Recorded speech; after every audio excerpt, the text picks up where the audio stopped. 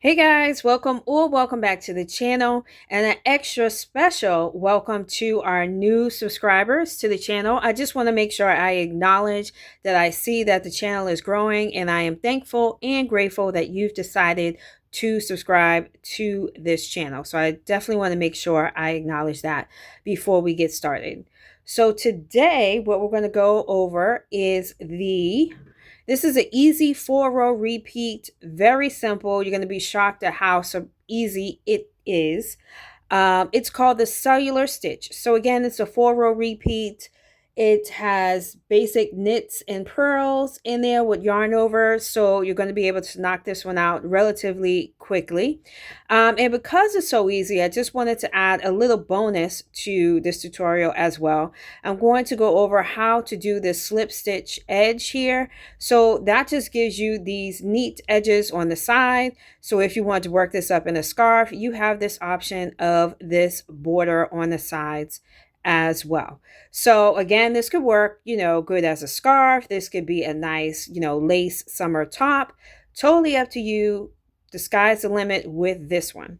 So I used for this swatch, it's called a soft cotton. I believe I got it from Michael's. I got it a while ago, so forgive me. I don't exactly know the name, and I don't have a yarn label, I should say, for this yarn, so forgive me for that. But I think this works out great with a cotton yarn. It gives it that nice flow to it. But you could use cotton or up to worsted weight or even bulky. It's totally up to you. But because this is a swatch, just use, what you have for practice. And I'm going to use 5mm needles with that. You'll need your scissors and a darning needle so that you can weave in your ends. So grab all your materials, come on back, and we'll get to learn how to do this cellular stitch.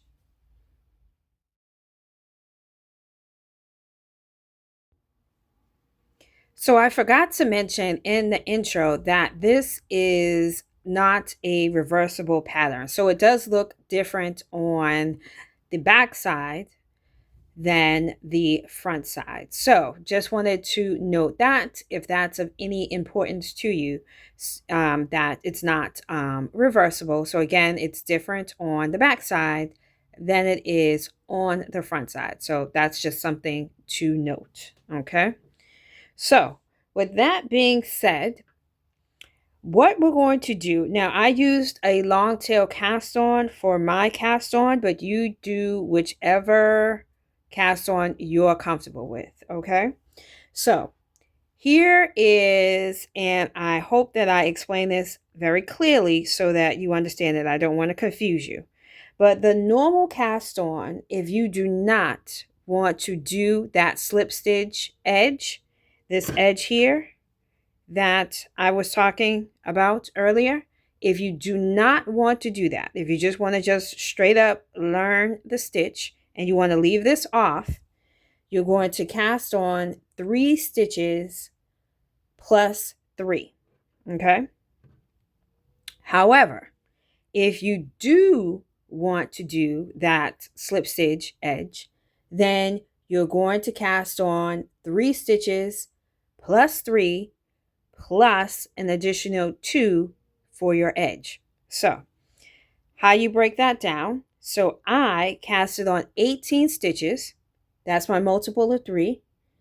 Then another 3. That got me to 21 stitches.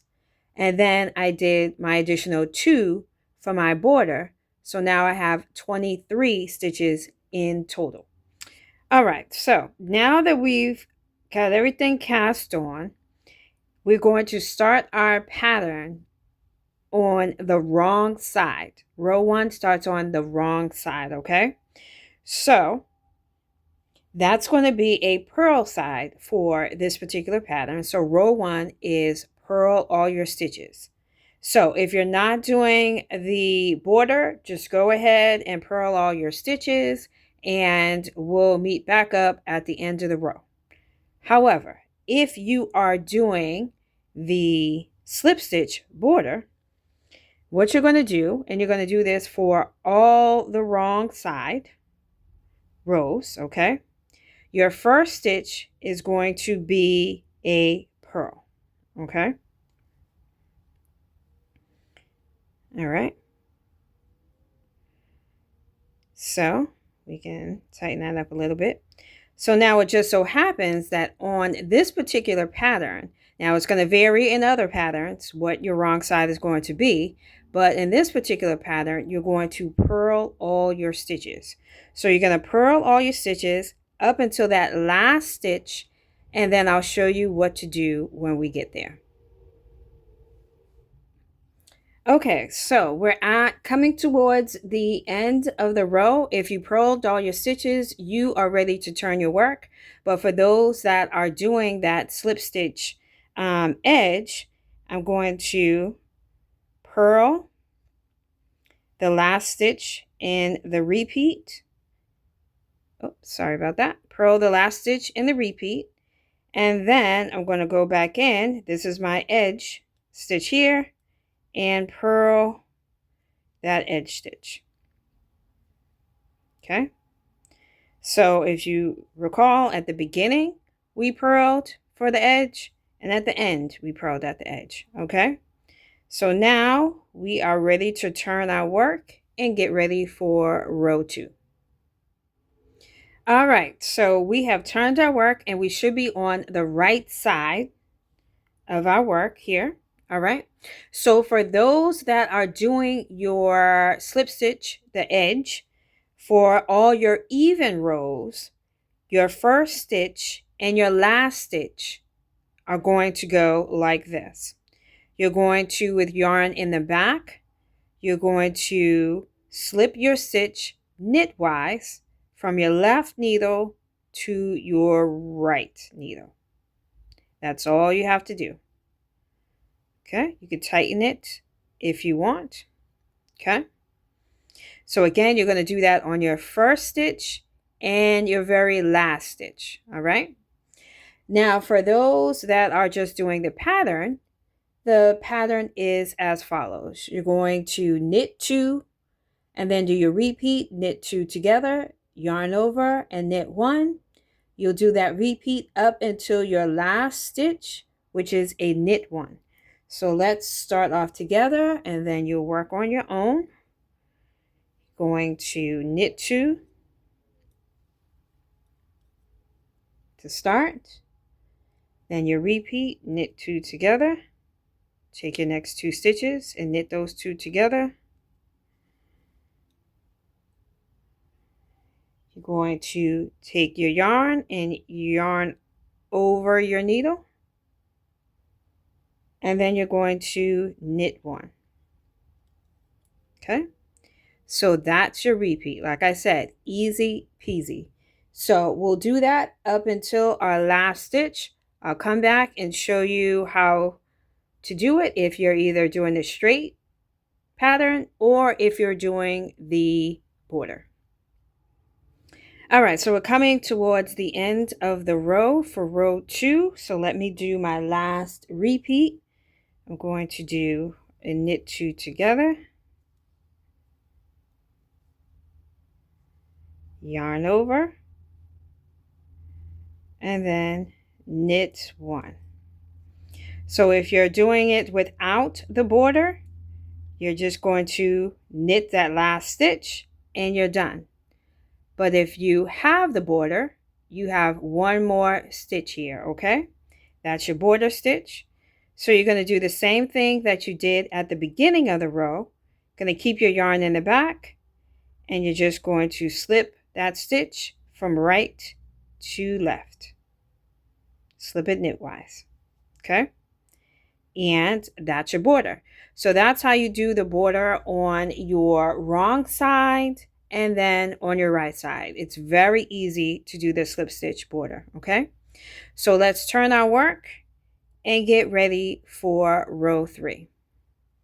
All right, so row 3 is another easy row. You're going to purl all your stitches. So if you're doing no border, just purl all your stitches. But if you are doing that border, just remember to purl that first stitch like you normally would for a purl. and then purl all your stitches. And then when you get to the end of the row, make sure you purl your last stitch just like you did for the first, for the beginning of the border. And just a gentle reminder, when you see these elongated stitches here, that's where you did your yarn over. So you've done nothing wrong. All you have to do is just go in and purl like normal. And then move on to the rest of your stitches. And before we move on to our fourth and final row, I would love to ask you to please consider liking the video if you're finding value in this step-by-step type tutorial, and consider subscribing. I would love to have you as part of the fam, and hit that notification bell so that you will be notified when my next tutorial and other videos come out. So without further ado, let's move on to our fourth and final row. You should be on the right side of the work, okay? So if you're doing the border, remember on all your even rows, you're going to keep your yarn in the back and you're going to slip that stitch from left to right knitwise, okay? And what you do on your first stitch, you have to do on your last stitch. Remember that and you'll be good to go. Now for everyone else, the pattern is as follows. You're going to knit 2, and then the repeat is yarn over, knit 1, and knit 2 together. You'll do that repeat for however stitches, how many stitches you have on your needle, and then your last stitch is going to be a knit 1. So let's do a couple of the repeats together. You're going to start off with a knit 2, 1 and 2. Okay. You're going to yarn over. Sorry guys, I gotta make sure I'm in the camera here. Yarn over. You're going to yarn over like that. You're going to knit 1. And then you're going to knit 2 together. Okay, just like that. Okay, let's do another repeat and make sure we have it. We're going to yarn over like so, knit 1, and then get some more yarn here. Our next 2 stitches, 1, 2, we're going to knit those 2 together. Okay, and there you have it. That's your repeat. Do that up into your last stitch where you're going to knit 1. If you're a border person, you're going to slip that stitch knitwise like we did at the beginning of the row. So do that, come on back, and I'll tell you an important thing that you're going to have to know to complete this pattern. All right, so you've completed row 4, you're at the end of the repeat, and we're ready to start all over with row 1, okay? If you've done the slip stitch border, you're going to start to see that nice braid on the side, which makes it nice and clean. So, and it's super easy to do. So let's turn our work, and remember we began the stitch pattern on the wrong side. So I just wanted to bring this to your attention that when you're ending and you're decided this is as long as I want to knit this pattern for, you're going to need to end after row 1, which will put you on the right side. So you're going to do your purl row, row 1, and then if you're done after that, you can bind off, but you always want to bind off on the right side of your work. So just to, because I'm, definitely a visual person. So let's say that this is all that you want to do. So you're going to purl all these stitches, okay? Turn your work. And now you'll be on the right side. You can bind off, but you can't bind off on the wrong side. So I hope that makes sense. So make sure the end of your work is after your row 1, your purl row. So that's the only thing that you really have to remember. This pattern, other than that, is super easy. It's a nice comfort pattern, nice cozy pattern. You can sit in front of the TV. You can really memorize it and do it just by memory. So let me show you again what it works up as, so you have a visual to go by. And that's it, guys. So I hope you enjoyed the tutorial, and let me know in the comments if there's anything you don't understand or anything that I can include to make the tutorials better. I love your feedback.